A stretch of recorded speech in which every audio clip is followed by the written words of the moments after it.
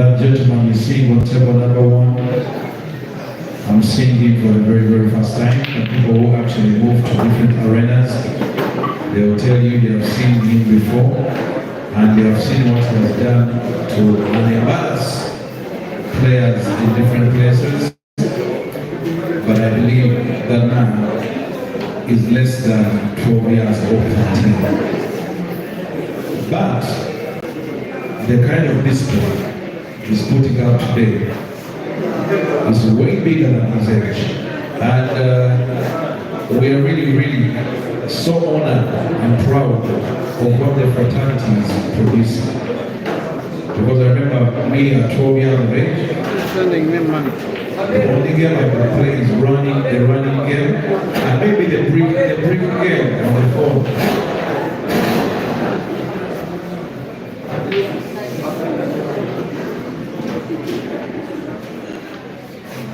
Well, this time is up against seed number 1 of Uganda, that is Chandiga Caesar. And the young blood, Habas, wins game of frame number 1. It is first to 5, ladies and gentlemen. The time is up on the screen, you can see it is 51 minutes remaining. And I think Ogogo should agree with me that this below 13 years also should be treated with the other break and finish challenge. So between Herbert and any other 13-year-old in this place, if they break and finish, Ogogo will reward them with a break and finish 10,000 shillings.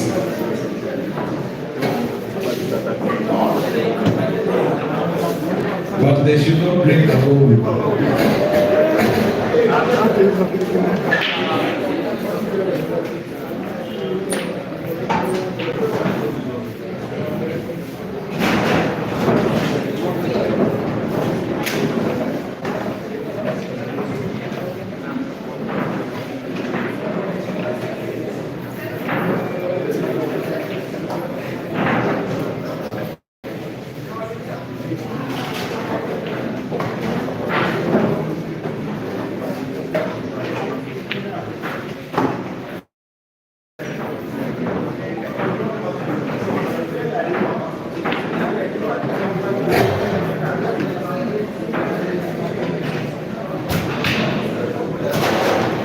Well, if you follow international sports, you know age is honestly just a number.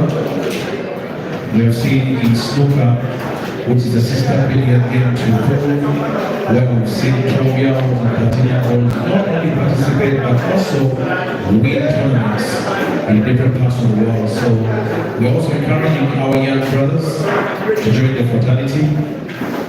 Like we're seeing Harvard Mississippi and the likes of Asiku Junior, the young hires. There's so many young players who have been revealed to us in the year 2024 and are playing really good. But if you can remember, Sendu Siuda was also revealed to us, which was right about this age. And now he qualifies people, the senior player who played for the senior team. But Caesar Chandiga was in senior, who's seed number 1 in Uganda is table number 1.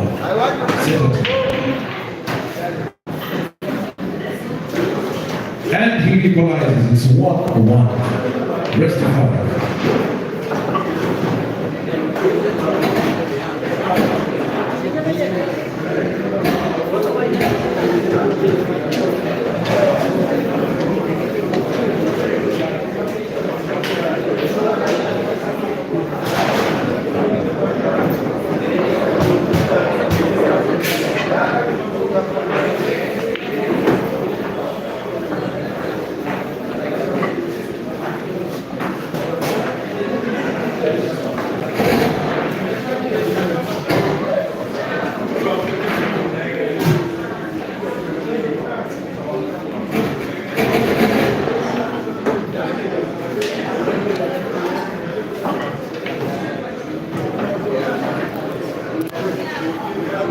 Section, microphone check, testing sound.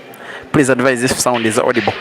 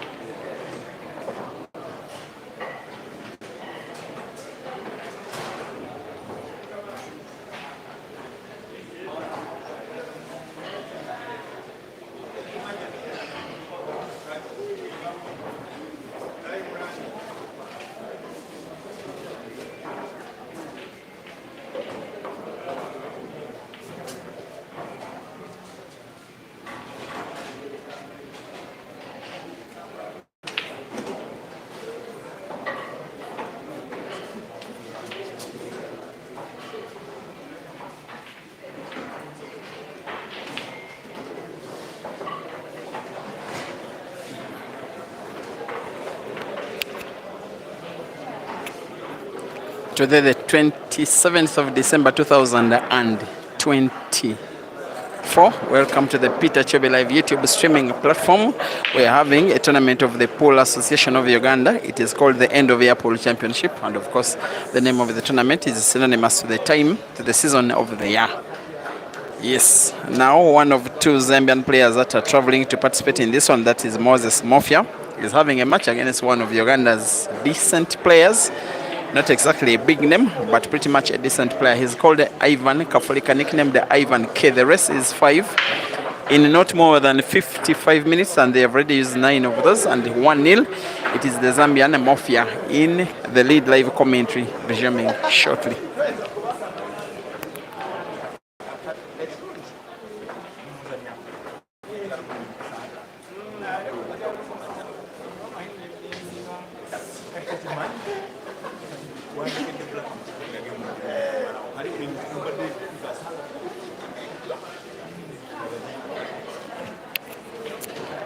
The tournament is being hosted at Lamo Bar in Kampala, the trading center of Kansanga.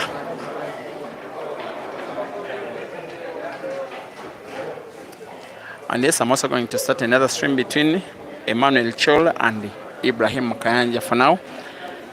Please forgive the absence of commentary for the next 1 or 2 minutes so that I start another stream on another page that is Big Money Billiards Uganda chapter, Facebook.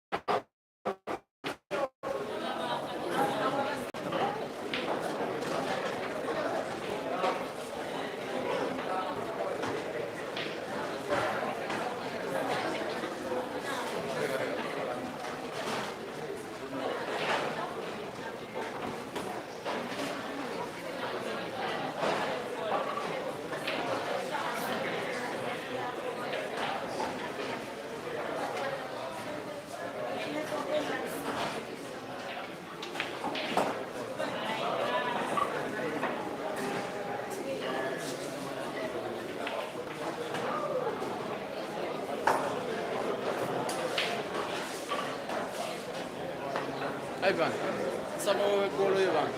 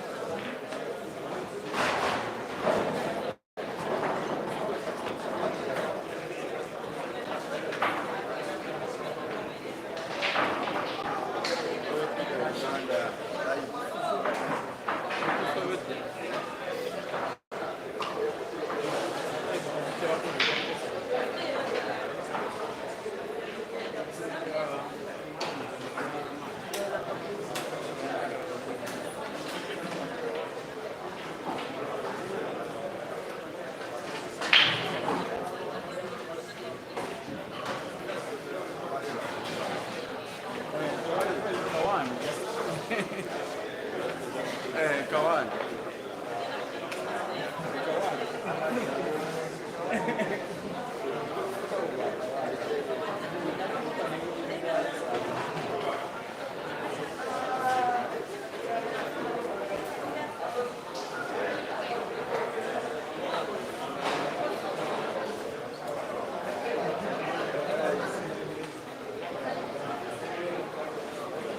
Calling for number girls on table 2.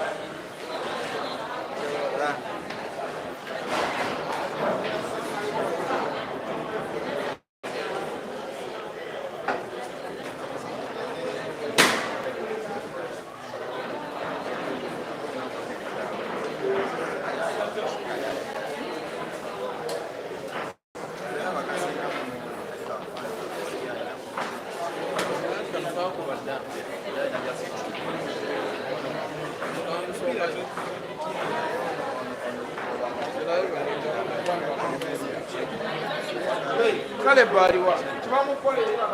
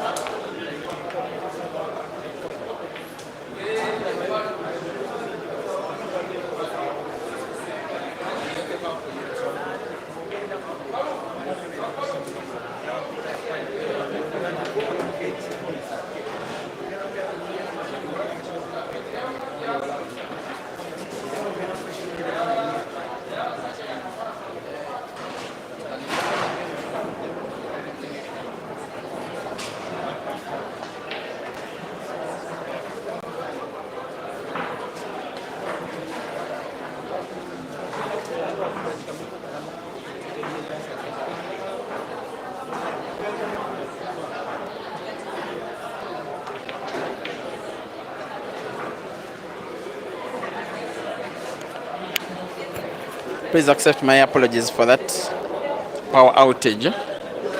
Yeah, welcome to Africa, guys. If you're watching from overseas, it ain't news. Now Moses Mofya, the Zambian, is on the black to try and regain the lead that he got after winning the first frame. And there goes the bank for Mofya. I was just concerned about the cameraman, who was a little bit unprofessional, aiming at the same player who was aiming at the black. Sometimes it makes the play a little bit uncomfortable.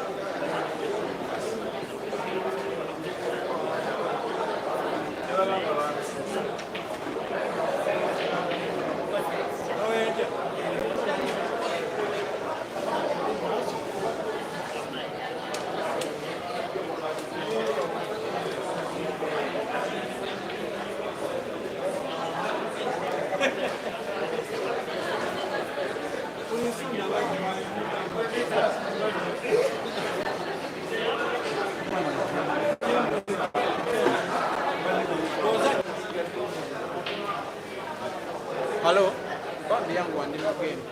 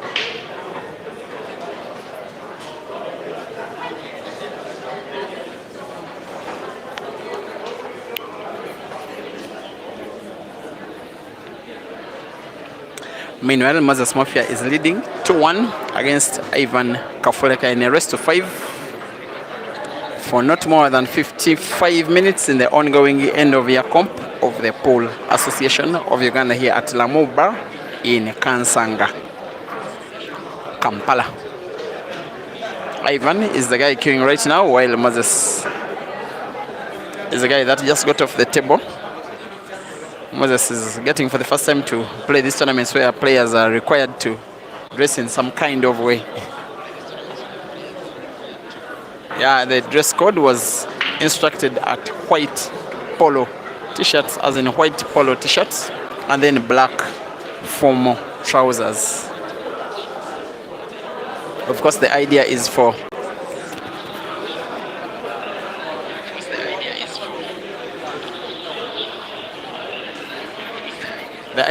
the players to be viewed by the public the way they want to be viewed, not the way some people want to judge them.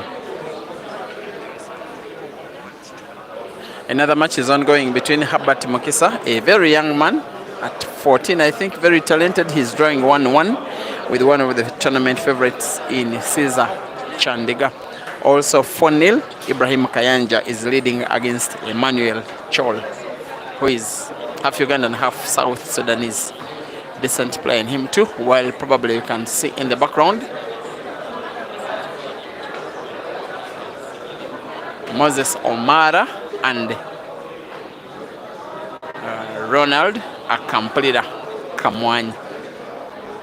I'm not so certain of the scores in that one.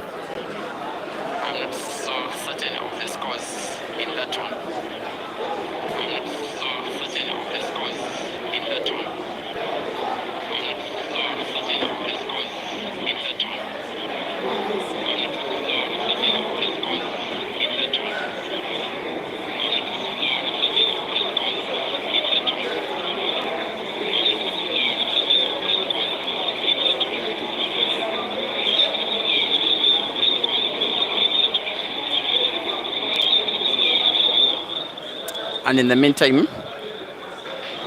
Moses Mofya,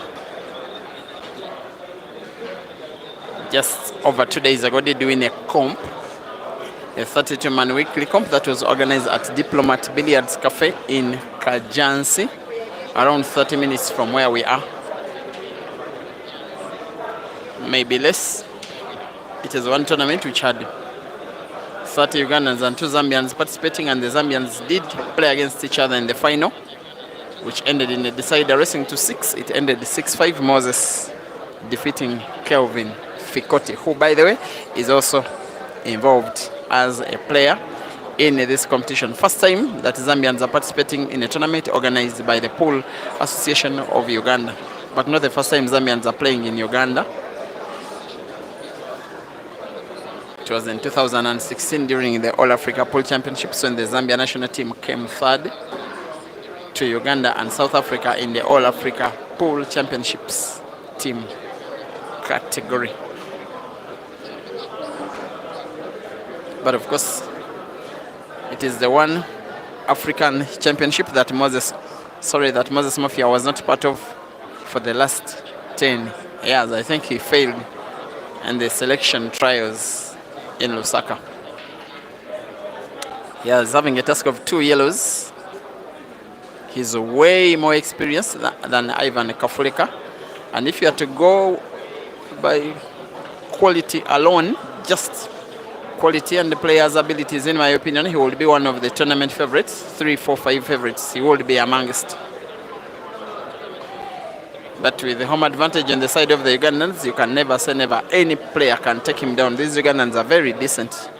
Good players are not just the big name players. In the recent past, Ivan Kafuleka has taken down the likes of Ibrahim Sejemba in tournaments like this one, as Moses Mofya plays a little bit complacently without enough game reading. Surely there wasn't enough space to pass that yellow. That was a little bit careless. And of course, Ivan will most likely not be allowing him back in this frame, as long as he doesn't get himself snookered. But by the body language of his, maybe he has.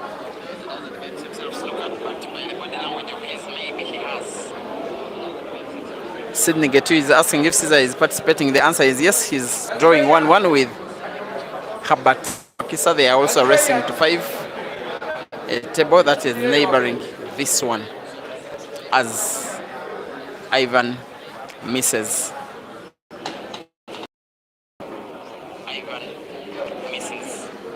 Wemesa Fred is asking why it is dark yet it's daytime. We are in a building basement, so to sort that out, kindly adjust the light of your gadget, most especially if you're watching on a phone.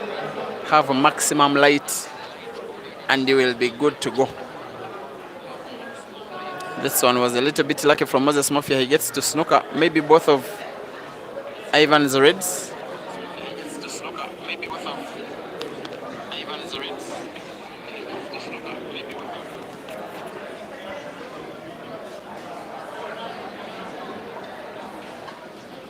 I'm having an issue with the Facebook page. Live streaming is failing to work out, failing to open up any live stream. If it does open, then which I'll be having now, most especially maybe 2 hours from now, then we shall be having two live streams at the same time. That was some kind of beautiful fluke from Ivan. He just hit that red ball with all of his energy. He ended up potting it and having white ball for the last.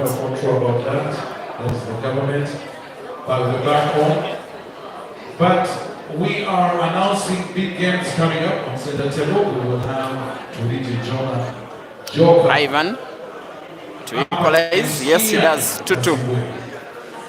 Ian Kazigwe Joker. That's going to be center table. That game is not called live on our Facebook channel, on our YouTube channel, for the Polo Association of Uganda. But big games are coming up. Big games are coming up. And we are still, of course, in that second round. Second round, we're still playing best of 5. Everything remains the same. And still maintaining the PAU set rules. White shirts, that's black trouser, and black shoes. Today, we will be concluding in last 16, and the games will commence tomorrow. Last 16 for both ladies and men today. Okay. Naomi, on the other hand, I would want to encourage you, if you have a small business you want to advertise, look for me. Make sure you look for me. Jakute Kapo. Aba Ogogu bitter drink. Bagambie that for the ladies, anyone who bums an A, if you break and finish, and you're watching your muchaga, Nonya, so we have a closed table for Mofya, maybe not. It is mostly for men. The table can only be closed by a player who puts one color of balls and in a legal shot. So it remains an open table. To Donald Ivan Kafuleka with a free shot and a visit. The free shot is the first shot and it doesn't determine the player's color. It leaves an open table, irrespective. Peter Drink is available. So we'll be starting shortly. The time I think is running out for these games. We'll be starting the next pairs.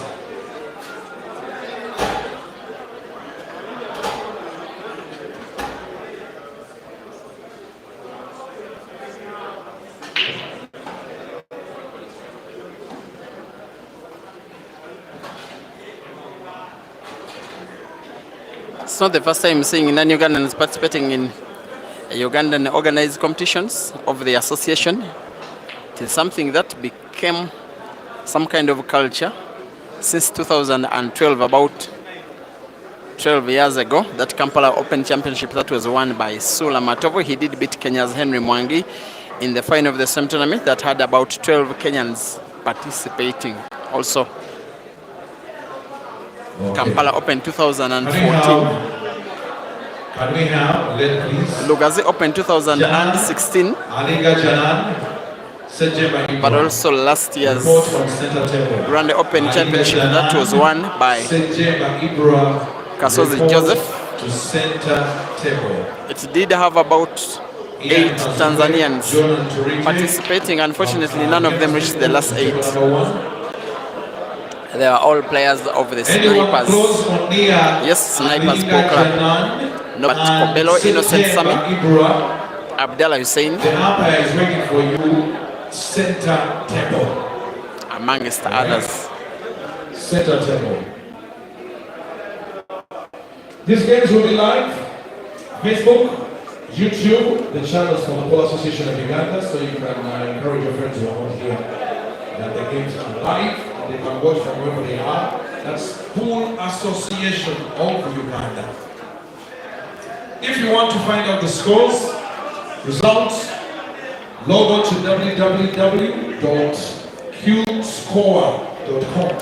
Also watching this match in the stands is Make sure Mofya's international teammate Kelvin, who is yet to step onto the pool table. One category ladies, the category men, and find out for yourself which games are coming on next, and all the results, of course, of the day, right here on qscore.com. Just past the camera is Ibrahim Sejemba. I hope you watched him. Calling for another of the tournament favorites. He has won one tournament here before. Exactly 2 years ago, just around exactly 2 years ago, it was called King of the Table Championship. He did beat Hazard in the final just after return from Zambia, where he was participating in the Zambian Pro League with Sharks Pool Club. He was teammates with Mofya. Now they are not teammates, and yes, Mofya and Ibra are expected to play a money match before Mofya goes back home. And yes, Mofya and Kelvin did have Christmas in Uganda. I did pay a visit to them, and they were eating some bananas. I told them, which kind of Christmas is this? They said it's okay. But I know that it's that time over there where you need to be with your people. They must be somehow, somewhat homesick. It's just human.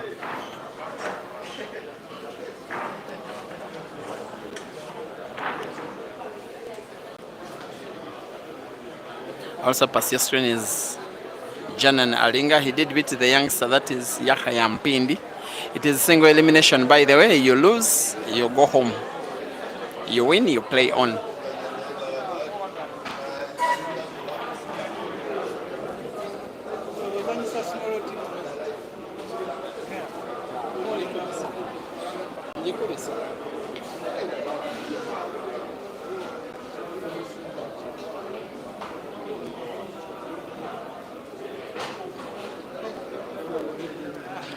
If Facebook live streaming is sorted, if I can go live on Facebook, then as the tournament grows older, I'll be doing 2 streams at the same time.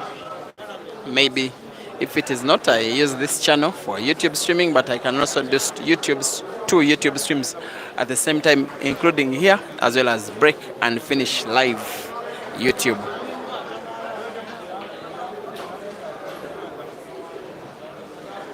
And also during the comp on Tuesday night, I did one TikTok live stream, just to test it out. Yes, I have another TikTok account. It's called the Peter Chobe Live TikTok. It's a sister channel to this one. Yes, same name.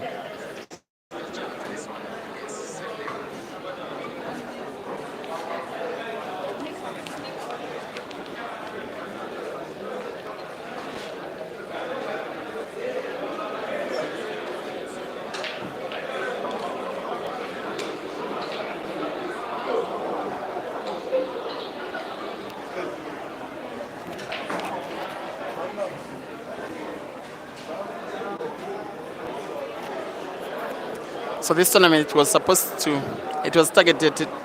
at having 128 players. Of course, they were well less. I think less than 90 or so. That's why there have been so many walkover victories in the first round.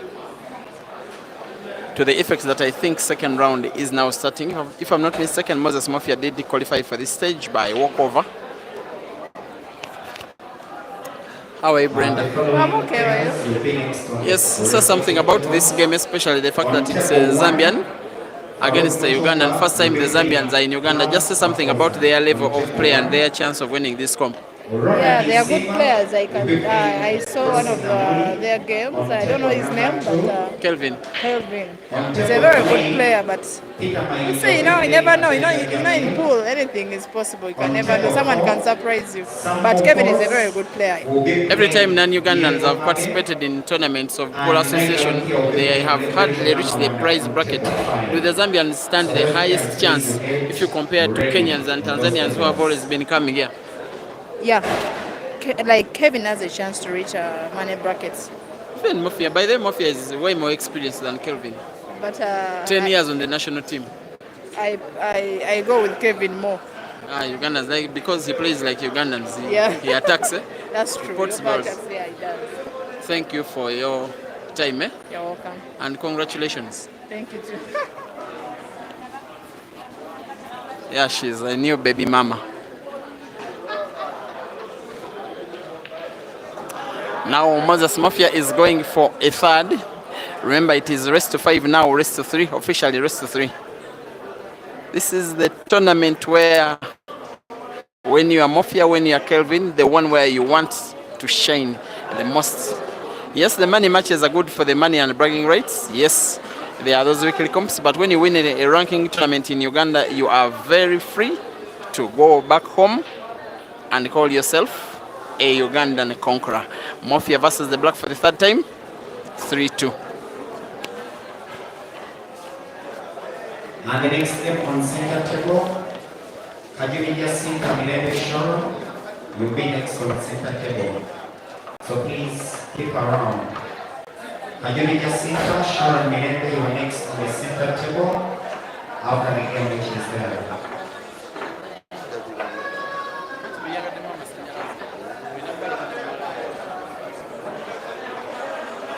Native in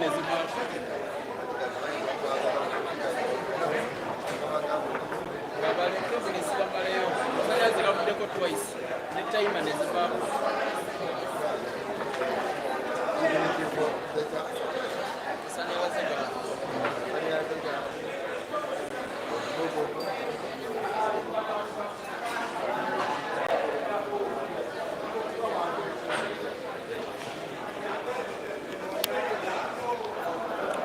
just been speaking to one of the organizers because it is a time tournament, but there have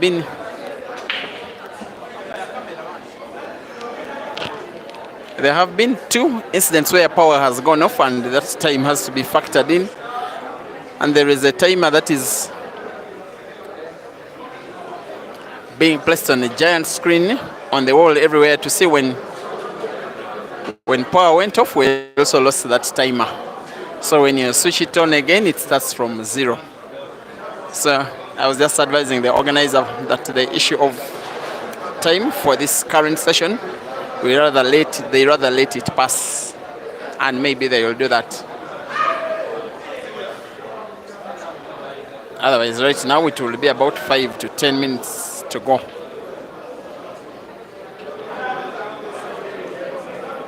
Ibrahim Kayanja in the house. He has already qualified for the second round, and his namesake Sejemba. Yet to see Joseph Kasozi, Wanika Mansur. But there is a game coming up between Turije Jonah and Ian Kazwe. A big one. That one of them has to exit the tournament in the next 1 hour or so.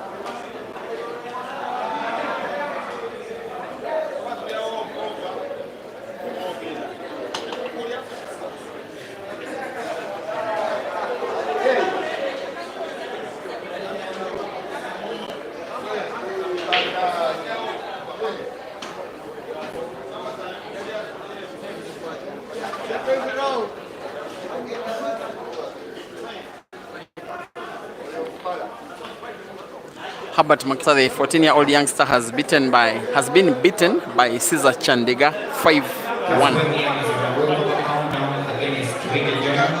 And I'm made to learn that Ian Kazwe is now winning by walkover countdown on the legendary player Turije Jonah. I just think that for a player that is not around at the time of play, probably they will not be showing up at all.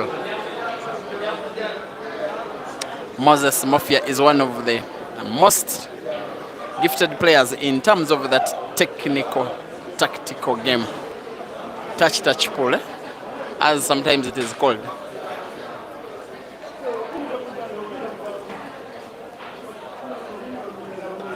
He will slow you down, take all the time in this world as long as it gives him chance to win the frame. And I want to think that this frame is so crucial for both of the players, most especially for Ivan. Has to be an equalizer. If he doesn't win this one, if Moses Mofya goes 4-2 up, I will personally be saying no way that Ivan will be winning 3 frames in a row. And yes, he can, but against Moses Mofya, it's something different altogether. Also, in the background of your screen, Dog City is at the venue. He has never won a comp of the polo session of Uganda with all his quality. At best, he reached the quarterfinals of the car competition, Nile Special National Open Championship last year, losing out to the eventual winner, Caesar.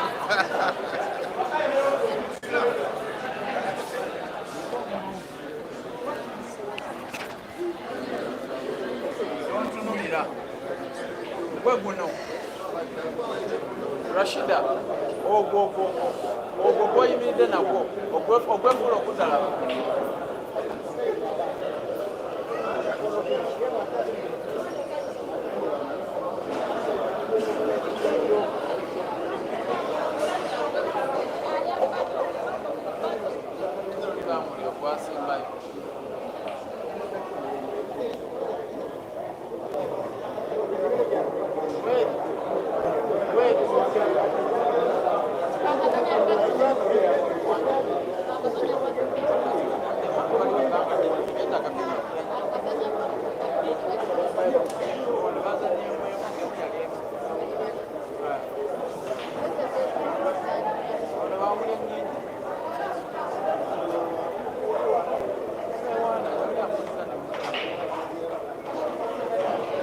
Gamba, hi guys. Bana bayai. Hi guys.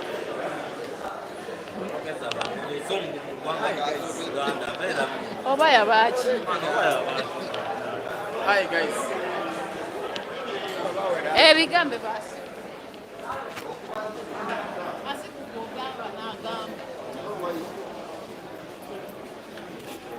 That is Rukia. She's very shy of the camera and the microphone as well. She's just arrived here. I'm not so sure she's the ladies defending champion, if I can try to remember. Yes, she is. She's the ladies defending champion. I mean, that was played last year at the same time, by the way. Same day last year, same date last year. At Koma Gardens in Matuga outside Kampala. She did have about 20 Kenyans participating. More than 20 actually. About 15 men and about 8 ladies.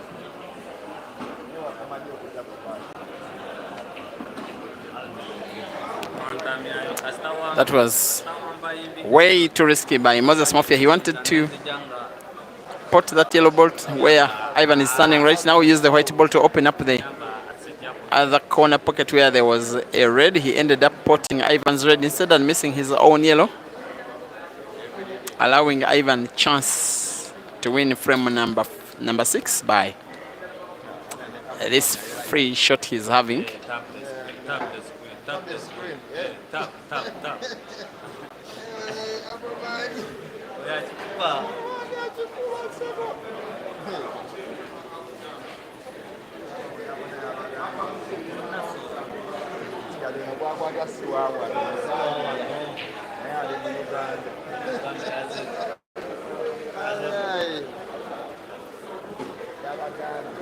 It will be quite a good one for Ivan if he found a way of winning this match. And the only way of winning this match, like I've been saying, in my opinion, is winning this ongoing frame, which he is seemingly about to. Unless it goes horribly wrong in his attacking play. A player, by the way, he is with Mokono Pool Club, did play with Kansanga Pool Club last year. Only 2 years has he been playing competitively. One of those guys that are products of the COVID lockdown.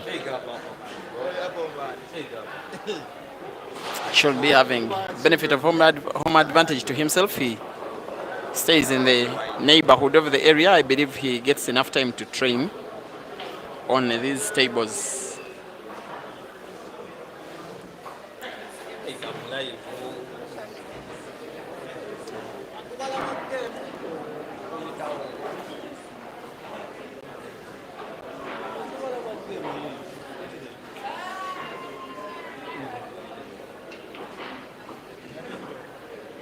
This looks like very good shooting. He was a little bit lucky when the white ball kissed Mofya's yellow. It just positioned itself right direct for him to pot. Black, the corner pocket, bottom left, and there he is. Makes it 3-3 now, rest to 2.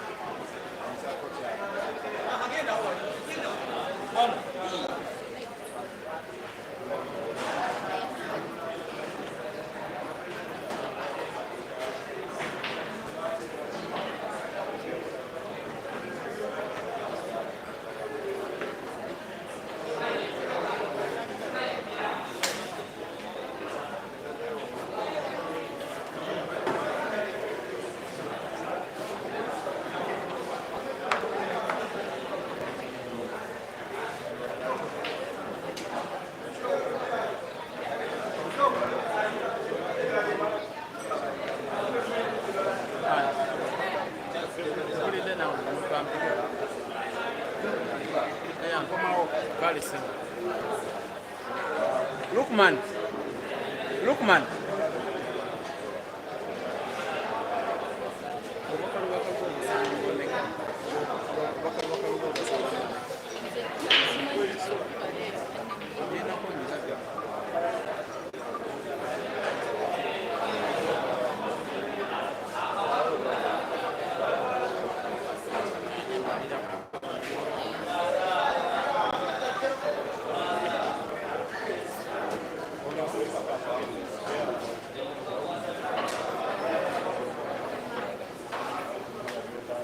Okay, no one's.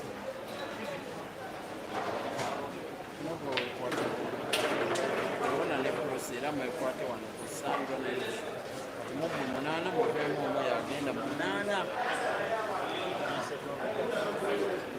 walozaayo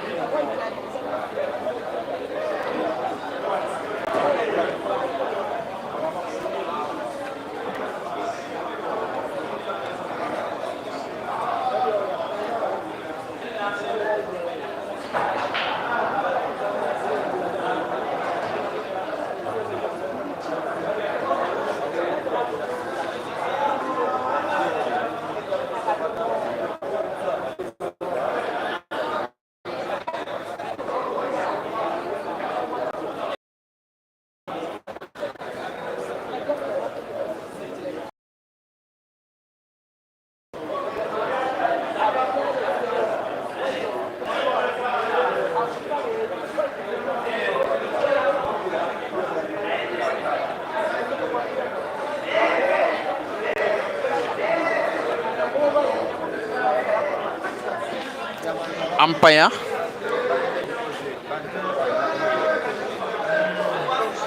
Yusuf Hakim Mbazira has called on the match and has declared the Moses Mofya winner on time.